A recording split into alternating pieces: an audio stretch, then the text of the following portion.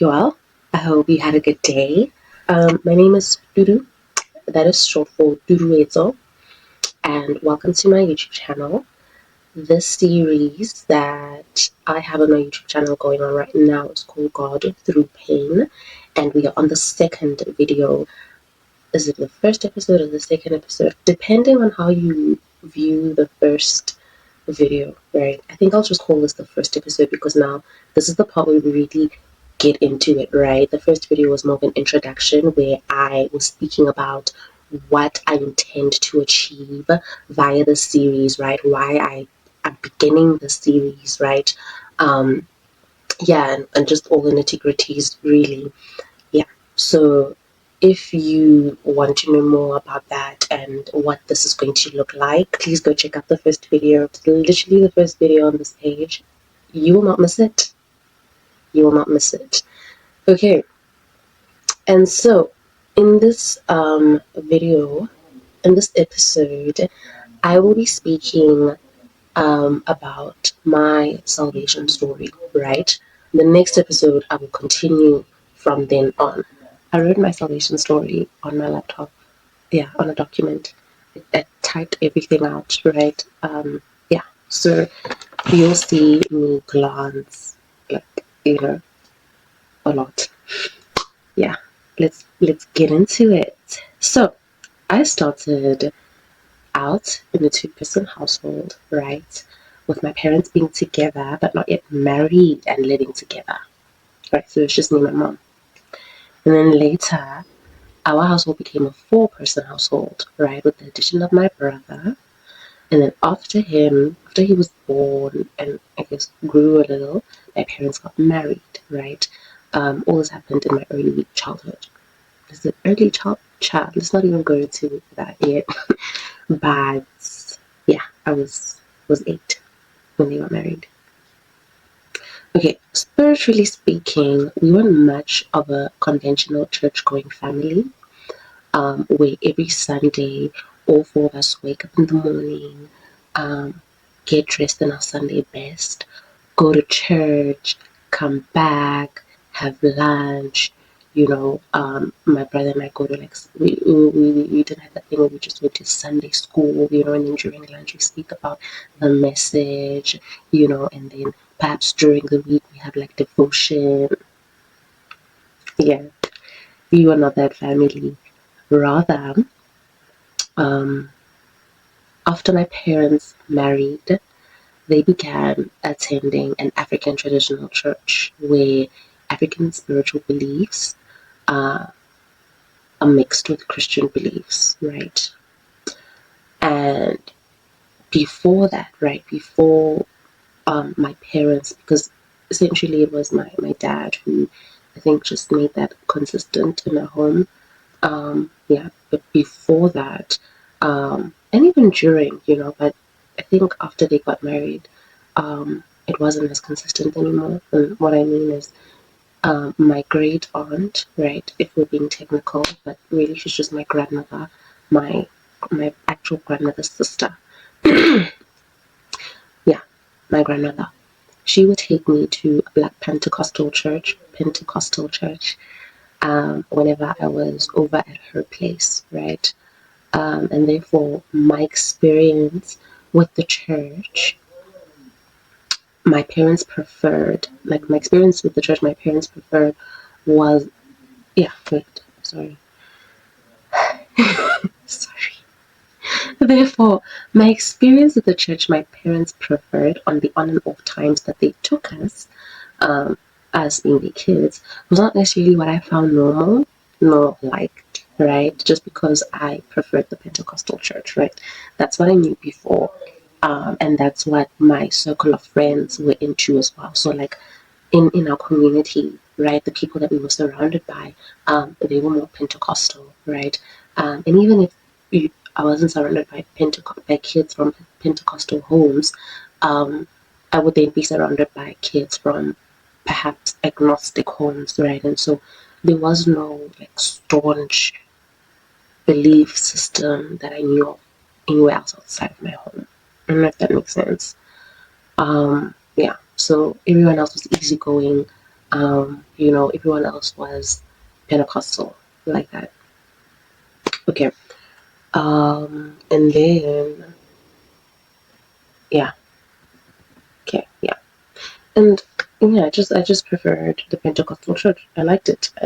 Yeah, I liked it. I liked the songs. I liked the worship before the service. I'd sometimes fall asleep during service. I don't know lie. I just like children's church, right? But I think I was just being a child, and I wasn't really like consistent enough for me to just begin growing that desire and that want, right, to actually want to listen, to want to engage beyond what was just really required of me, which was my presence at that time. Okay, yeah, so because of that, I never really got into my parents' church and my own spiritual beliefs, as a consequence, were just shaped by happenstance. Yeah, they just, you know, yeah, yeah. And these were my beliefs, right? Back then, that Jesus came. He came down from heaven and died for our sins and rose back up on the third day, right? So, Easter. And yeah, because of this, if we believe that that's what happened, then we get to go to heaven when we die. Not if you believe and live that out as a product of your belief. Hmm. Yeah, so that's just what I knew, right? And so the part about our life on earth, I was not really sure, like, what should actually happen apart from what people tell you being good is, right? Um, yeah, and because of that, I don't even, yeah, I cannot really even recall if a daily relationship with God was ever conceptualized and made practical for me, right? Yeah, I don't think it was. And unfortunately for me, that proved to be a major stumbling block in my life, specifically between my early childhood and late, very, very late, the very last year of my teen years, right? Um, yeah, because I don't know how to start this, but yeah, those years were just very bleak. And from my early childhood, just growing up, the years became bleaker and bleaker. So what had happened was I lost touch with close friends from early childhood, right? Um, so I had a best friend growing up. She moved away. That was actually very sad for me. Oh, I loved her so much. That was so sad. I had another one, but there were like a few years between us. I was older and she was a bit younger, so we weren't like that, like how I was with the first one, right? So yeah, I just lost touch with close friends from early childhood, and in school as well. I had other friends, and even at home, I had friends, right? And so we moved. That's why I lost touch with them. There were cell phones, but I didn't have a cell phone, and I don't think like within that community, it was like a norm for young kids to have cell phones. I think at that time, I don't think it was the norm. I still don't think it's the norm for young kids to have a whole smart cell phone. Yeah, yeah. Yeah. So I lost touch with them, right? And my relationship with my parents started becoming rocky, right? I no longer had access to my mom um, as I did before. And I don't mean physical access, right? I could touch her, I could be with her and stuff like that, but emotional access, yeah. I that dwindled. Oh my gosh, until it became almost non-existent. My dad and I didn't really have much of a relationship, honestly speaking, to begin with. Yeah, um, yeah. He was he was more active though. What I mean by active is that he I don't know, man. He'd be the one who would attend more school things, take us to school, sometimes fetch us from school, attend parent meetings. You know, yeah, right. If we wanted something, we'd have to go to him, right? Yeah, my mom was there, and she was there every day. but we just didn't really talk much anymore, right? Yeah, yeah. I no longer had access to her like that. Yeah, and so with my dad, our relationship was not the best. It wasn't the best at all. Um, yeah, yeah, it was the volatile. The, the word was very volatile. Yeah, and in the midst of that happening, we moved, right?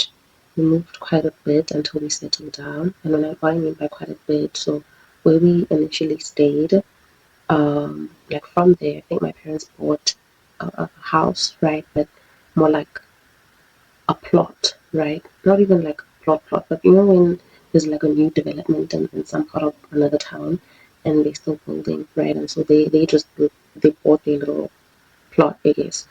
And yeah, we moved out from where we originally stayed, like before, and we were just moving around until the house was done, right? It didn't really take quite a long time.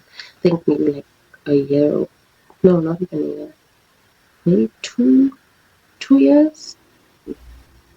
Yeah, I think it took 2 years. Okay. Anyway, so when we left, right, the area that I was familiar with, I just, yeah, all these changes were happening, right? And so I found myself in new environments. And even though at some point we lived with family um, and and stuff, it was still the experience rather was new to me, right? And I just had no clue really what to do with that, and I didn't really have guidance on how to navigate that. Um, yeah, and I also remember family, immediate and extended, just always having something negative to say about my weight, right? Which hurt. It wasn't like on your neck every time, every day, but you know those comments that people have or say when they just pass, those passing comments, those once in a while like during family gatherings, they're relatable. But I remember, I may not remember what they said exactly, but I remember what it was about and how it made me feel, and that stuck with me. That stuck with me, man. Yeah. Um, And my dad did not believe in the idea of friendship outside of school, right? So he would not allow me to go out and play. I have to be quite sneaky about that, right? But now when you're in a new environment, you can't really do that because it's not like you even know the people that you're going to sneak out for, right? So you sneak out and then what, right? So that was difficult. That was very difficult, honestly speaking. Yeah, that was difficult for me. Um, yeah. Yeah, and so he get very upset as well when he like find out, you know, if maybe I tried to go out or whatever. But then when we finally got to places where I was really not familiar with anybody there, I was sad and I didn't even try, you know. Um, yeah, okay. And so because of that, I mean, obviously I can't go out and explore much, right?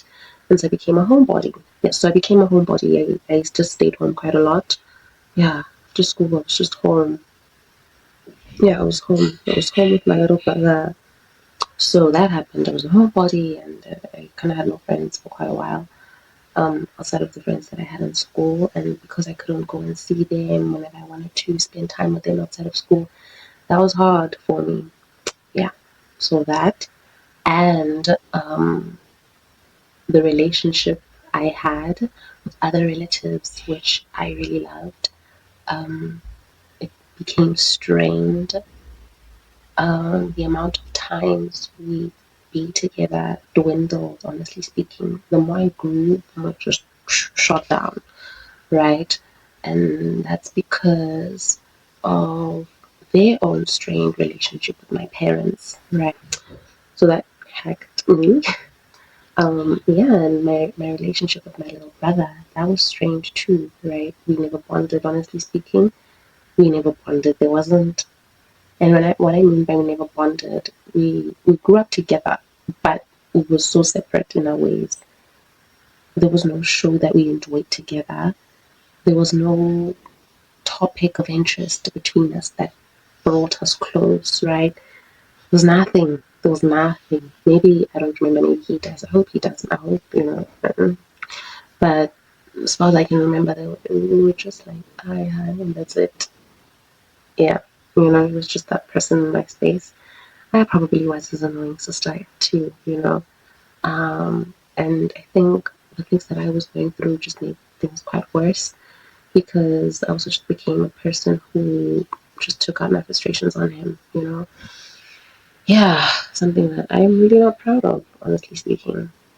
It's not nice. It's really not nice to think of, to know that, you were that person. I hope you can hear me. Anyway, yeah, that's not to say that there weren't good times at all. There were, with extended family, with friends, and two memorable teachers. Um, but those times were so few and far in between, not enough really to go head to head with the negative moments of confusion and sadness, really. And yeah, it was just not enough. The scales were just not balanced, man. Um, but still, man, I do have some memories, that I cherish. Um, things that were said that I cherish, people that I cherish.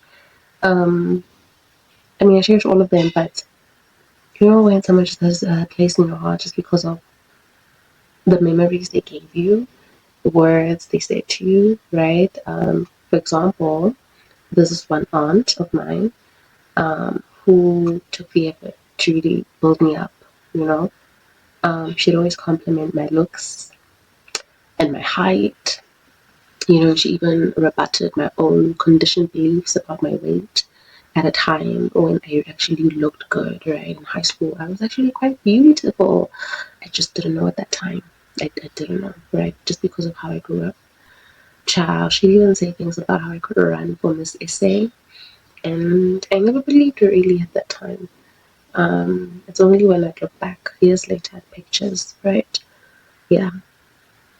Yeah, and even today, she still makes it a point to make a big deal about my looks in a good way.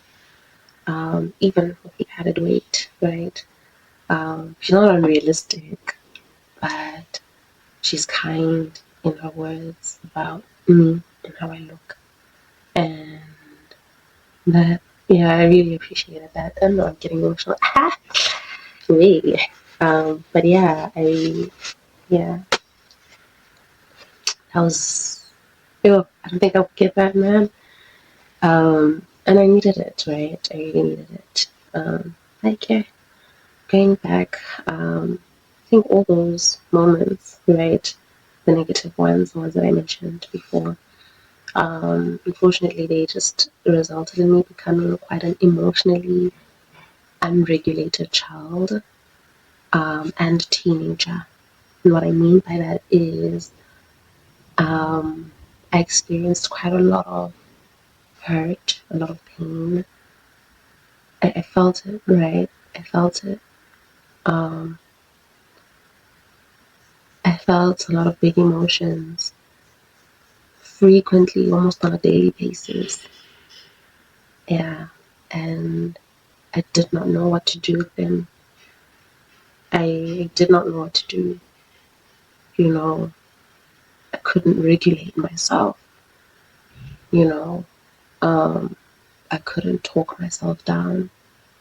I couldn't put things in perspective. I could not take things personal, even though people would be like, "Don't take it personal." I'm like, what does that even mean? You know? Because if you don't even have a foundation of what personal and not personal looks like, everything that's coming out is being shot at you. You're receiving it straight deep down. Anyway, yeah, so let me just scroll up. Yeah, I hope this video comes out well. Um, yeah, so I had no healthy way of expressing all these big emotions, no healthy way at all, And hey, man, the advice I even get, excuse me, about how to deal with these emotions, it wasn't necessarily dealing with them. It wasn't advice about how to put things into perspective and move on. It was honestly advice on how to just push them down, you know, and how to just suppress them. And that advice came from a very well-intended place. Um, I just think perhaps we were just people who also didn't, yeah, people who just didn't know, right? The person who gave me that advice, it was also just somebody who didn't know better, right? She just tried to give me what worked for her, which I appreciate still, honestly speaking. Yeah, because honestly, she was literally the only person who even tried to speak into what I was going through, you know, as limited as she was herself. She tried, and man, I'm appreciative. I'm very grateful. I think when you say things out loud and you reflect like this, it really just helps you out. Yeah.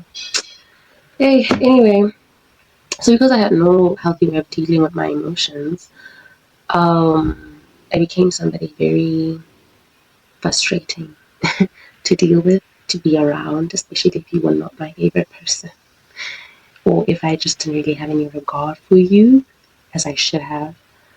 Um, yeah, yeah. And this just made my relationship with my parents even worse. You know, yeah, they grew quite frustrated with me. Awful words, would often be exchanged. Awful, awful words. Beatings, would be received on my end. Because if you're an only child, you get hit. One time, my belongings were damaged even. Yeah, I won't go into that. Even though I've written it down here, I don't like, hey man. Yeah. And anytime my little brother would annoy me, right, I'd lash out at him, right, because I'd take out on him what I had received, right. And so that just didn't help. It didn't help, man. It really didn't help. Yeah. And so as I sunk into myself, I began craving my space and time alone even more. I'd always come back home from school and just go straight to my bedroom. I think even what worsened that was when I got a TV in my bedroom. Oh, child. I was a ghost. I became a ghost at that point, right? Yo, sorry, the lights, like, I the light. The production behind this is wild. Like, the setup for this whole thing. It's really interesting. Anyway, back to the topic at hand. I, yeah, I spent quite a lot of time alone. I had no patience for others. I Yeah, I didn't want to be around others, right? Didn't want to be around my family because what are we going to talk about? You know, what? There was just nothing. What are we going to talk about? And at that point, I didn't like them, I didn't like them at all. So I didn't want to be around people I didn't like as well. I loved them, but yeah, I couldn't stand them. So I didn't want to be around them. Um, mm. And so because at home, I could not find comfort in the people around me. Um, I found comfort in food. I found comfort in TV. I found comfort in daydreaming.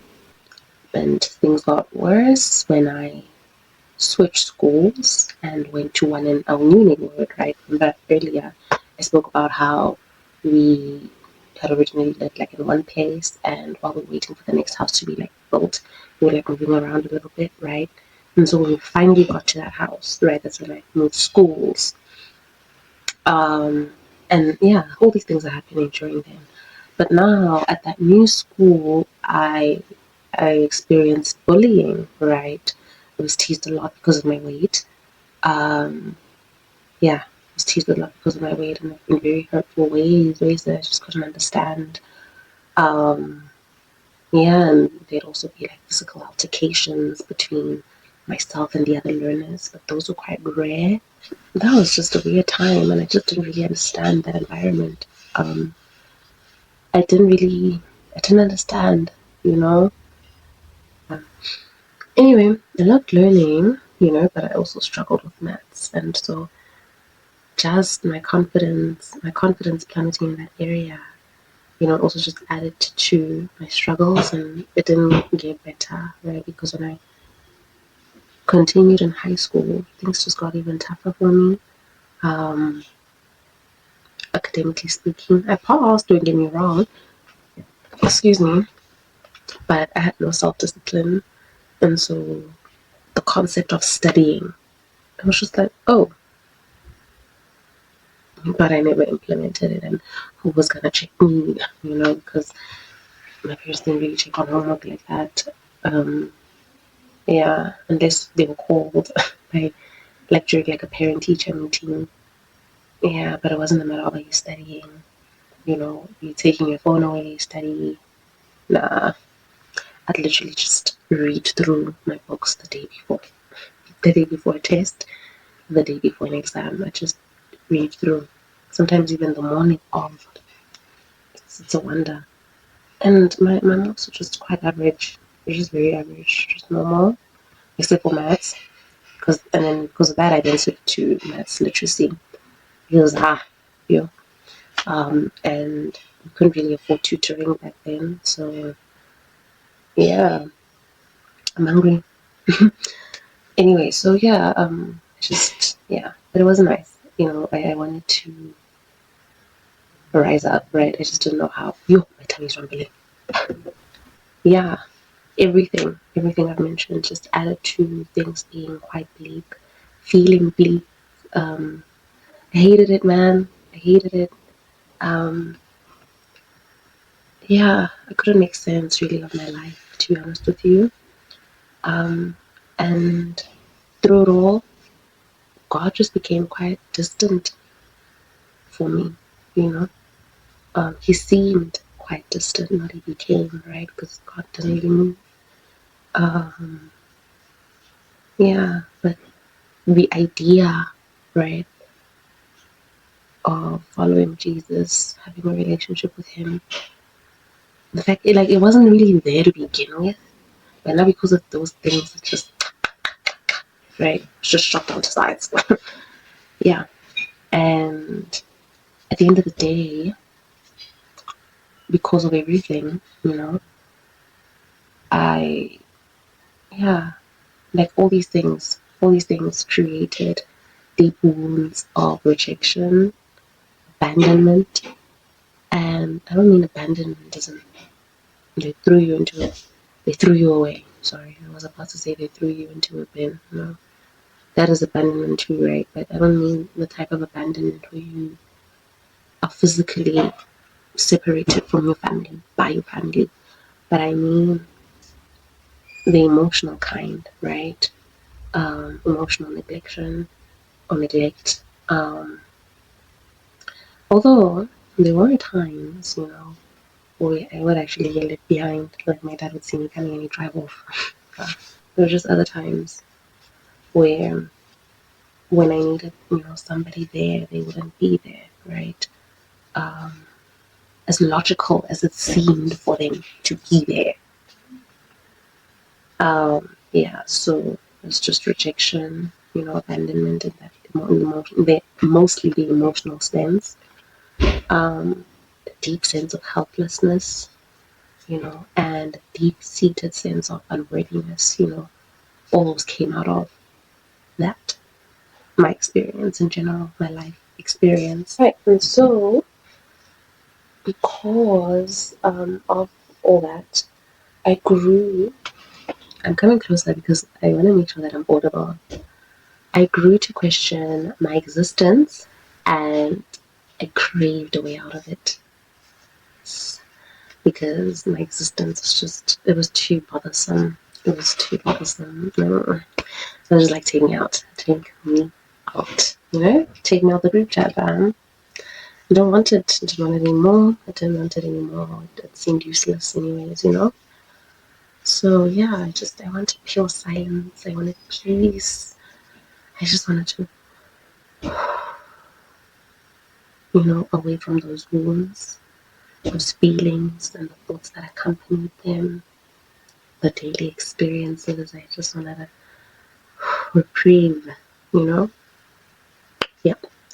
I never left there. I never did it. Never unsubscribed. Although I did consider it and I had ideas. Pretty good ideas. Not that good, like, what good actually means, but ideas that would have worked. However, as I considered those thoughts, the thoughts that crossed my mind, as I made plans and stuff like that, another major thought crossed my mind, which essentially said that my problems lie with my soul and not my body. And if I were to unsubscribe, right, from life, only my flesh would remain behind, but the cracks and the wounds on my soul would be carried into the afterlife. And if I cannot be helped here, who's to say what will become of me in the unknown? That's what the thought said. Who will I be able to turn to for help? And I'm not sure how, right? But I was definitely convicted about an afterlife, you know? Yeah. So that, with that thought, it was enough to convince me to stay here and to try and figure it out here first before entering the next, right? Nevertheless, the conviction that there is an afterlife, it was not enough to keep me at the feet of Christ, unfortunately. And so by the time I reached high school, I figured I could not be helped by Jesus, and so I tried other means as a way to find peace on this side of earth. So the little that I had, I abandoned. The little that I had, in terms of what I believed the gospel to be, I left behind. Yeah, I thought, you know what? Let me find other means, and that's just simple talk for witchcraft. I will go into why I call what I'm about to mention witchcraft in the other videos, right? Yeah, and so these alternative means were like, the connection with the universe, speaking to the universe, trying to manifest and stuff like that. Investing a lot in my horoscope, my moon and star rising, my what's that star sign and what it says about me, she get. Um, yeah, and in uni I got into weed and alcohol, right? I tried to hack my chakras, and closer to the end of that whole thing, I started seeking out ancestral connections from beyond. And then lastly, well, not lastly, but while that time, yeah, whatever, I also sought out help from the African traditional church, right, that I mentioned earlier. Yeah, and the other means as well of seeking out peace and unity within myself, really, wholeness. When I say unity within myself, I mean, like, sometimes you feel like you exist, but you don't feel like you're in your body, right? Um, yeah. So what then happened was that, like, outside of other means, I also sought out like intimate relationships, right? Um, and I was open to the idea of all kinds of intimate relationships. I was into both men and women. Mm. But those things still didn't come together. They still didn't work the way I wanted them to. They didn't get me to where I wanted to go. Um, I didn't get the help I needed. If anything, what I got was heartbreak. I got unnecessary experiences, confusion, even more confusion than what I already had. And on the spiritual side of things, my depression heightened. I wasn't diagnosed, by the way. Um, when we say it was just self-diagnosed, right? You know, when you just be like, why am I so heavy? You know, doesn't heartbreak pass, right? Yeah, I think just from early childhood until my teen years, those years, even after I couldn't get there, there's just that heaviness, bruh. No motivation to participate in life. I just, you know, I took a lot of online tests to self-diagnose as well, but yeah, I didn't want any of it. I didn't want no parts, no parts. You know, so that heightened sleep paralysis as well as just feeling anxious. You know, nightmares and just intense loneliness. You know, half of it I'd say was self-inflicted. You know, I would take myself out of situations that I didn't know how to deal with, right? Conflict, I didn't know how to resolve it. So I'd just take myself out.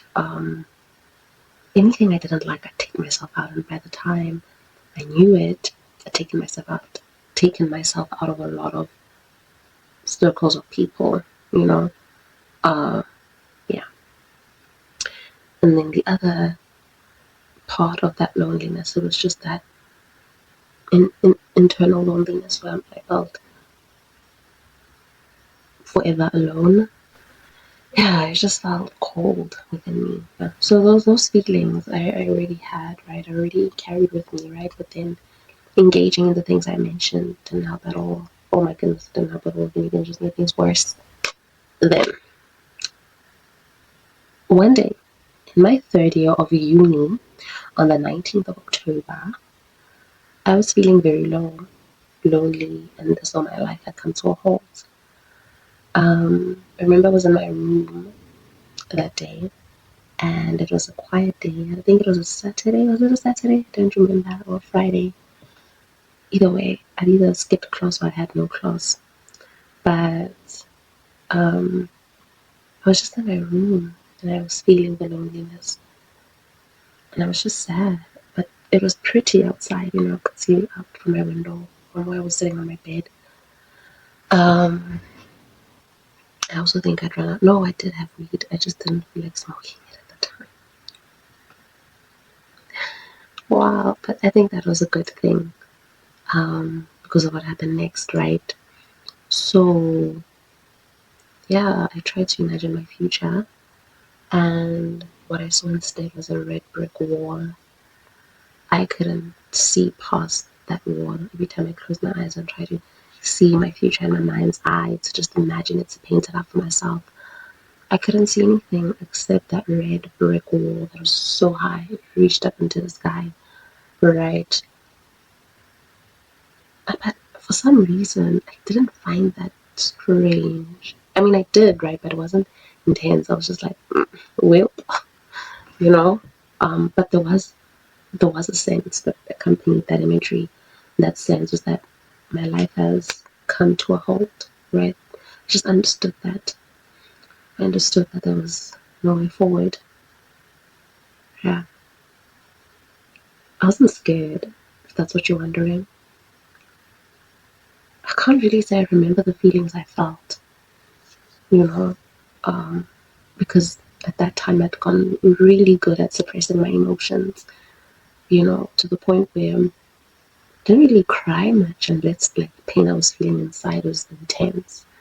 Yeah, but I couldn't really like cry much like that, you know. Um, yeah.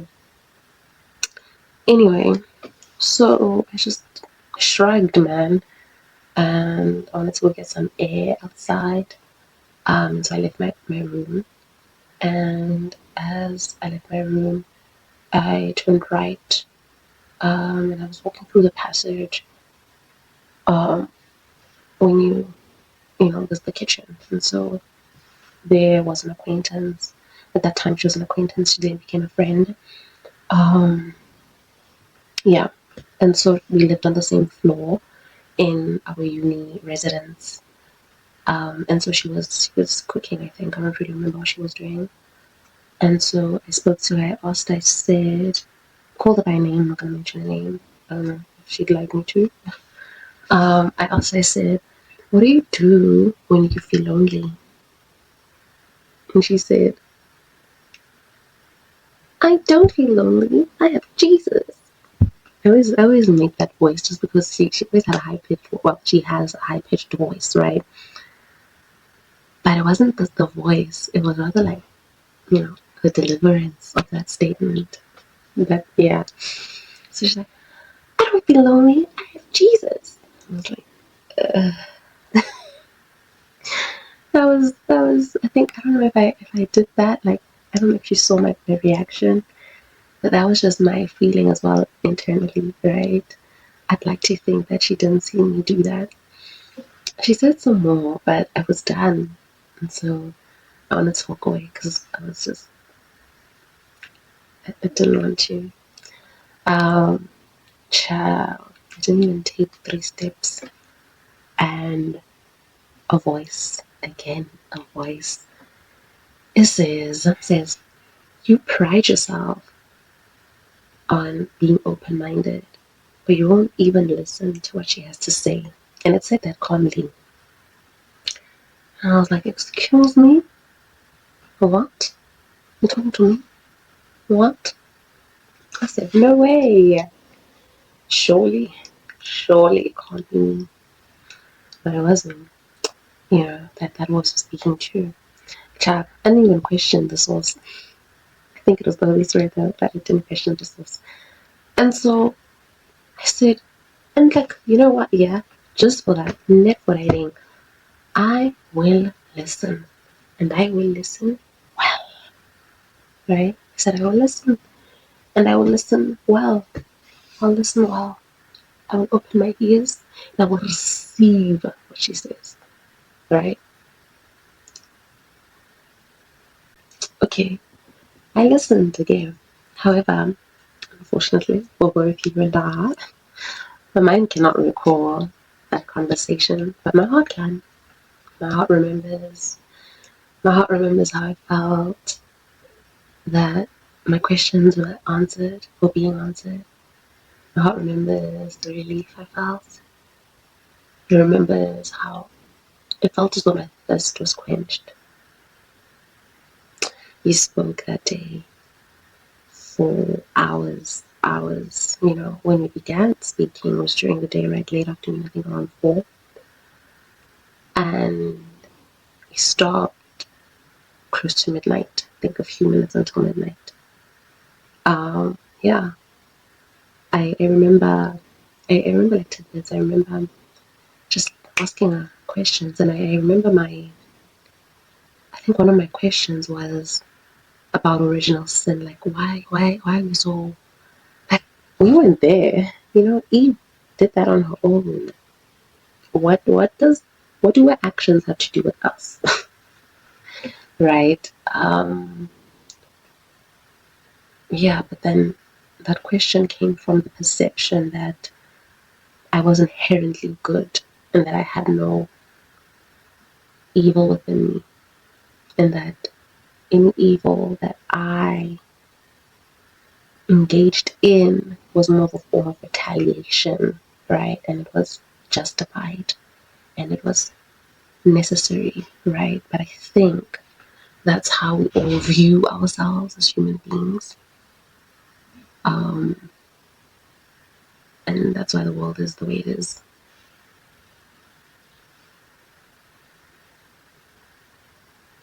Anyway, yeah, we all think the things we do are justified. We all think the things we do are righteous. But yeah, we all have that inclination, and began when the first of us um, chose to be one with that, right? Be one with the knowledge of good and evil, right? And so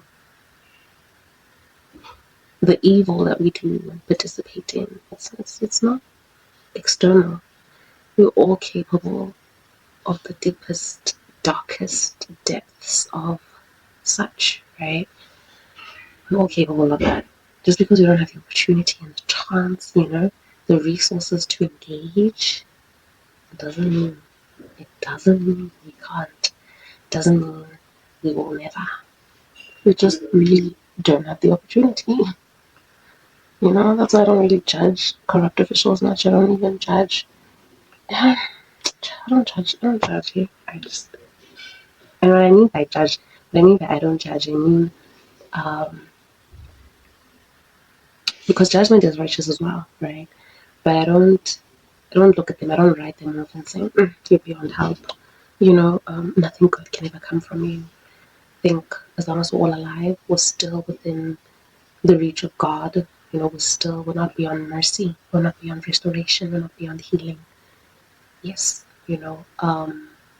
And so, yeah, I remember that being my gripe. Like, why is it that it feels like I'm wrong? You know? Yeah. Anyway, so we had quite a long conversation, and at the end of it all, I said to her, "You know what? Yeah, I think I want to do this thing. I want to be Christian." And she said, "For real?" I said, "Mm-hmm." And she said, "But you're gonna experience demonic attacks, right?" And I said, "That's okay. I mean, I got Jesus, and he's like powerful. He's powerful, right?" Mind you, I wasn't thinking demonic attacks as in the ones in here. Um, the ones in here. I was thinking the ones where you levitate, they pull you out your bed, they scratch you. But I was like, I'm ready for that, right? Because I'm like, I have experienced sleep paralysis most, so surely I'll be fine with Jesus now. Yeah, right? Remember the mindset that I mentioned earlier? It's being displayed here. So I said, I'll be fine. But the truth, at the end of the day, that statement was true that I'll be fine as long as I have Jesus, right? I'm still fine because I have Jesus. Yeah. So she said, Celeste. She searched for a salvation prayer on YouTube. Once she settled on the one that she liked. I didn't really know what we were looking for, so I can't really even say that I gave my input. So she settled on one. We pressed play, we got on our knees and repeated after the prayer. At the end of the Amen, I was now a follower of Christ. I know some might be listening and they might say, "Oh, you just got rededicated," or like you just rededicated your life to Christ. And I guess, right? But I think my beliefs in the beginning were just faulty. But yeah, she congratulated me, and off we went for our first all-night prayer because she was on her way to that, right? And she invited me to come with her, and I said, "Sure," because that's what we do now. That's what we do now as Christians.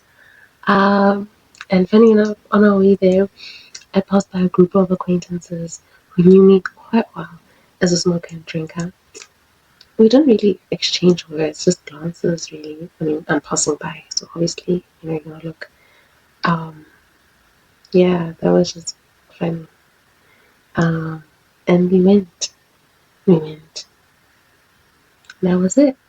My life truly began from there, and not in the conventional sense, but rather, um, yeah, the real work had just begun. And that is the end of this part of my story. Please feel free to leave questions, comments, yeah, ask, man, so I can answer these things in the next video. Yeah, I'd appreciate your engagement. More so for the sake of just answering any questions that you might have, having listened to this, really. Yeah. Good night, beloved. Have a restful sleep, man. Or good morning. I think just good times wherever you are. Blessed times wherever you are. In Jesus' name.